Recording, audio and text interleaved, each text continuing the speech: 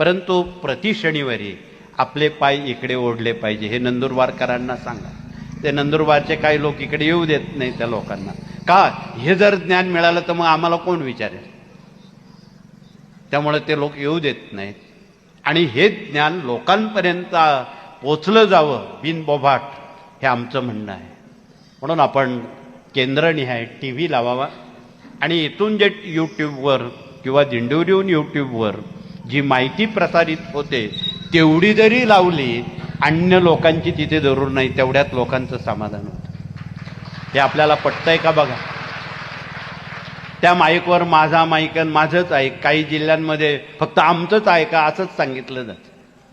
म्हणून अन्य काही जिल्हे जे आहेत कृपया त्यांनी सहानुभूतीपूर्वक विचार करावा.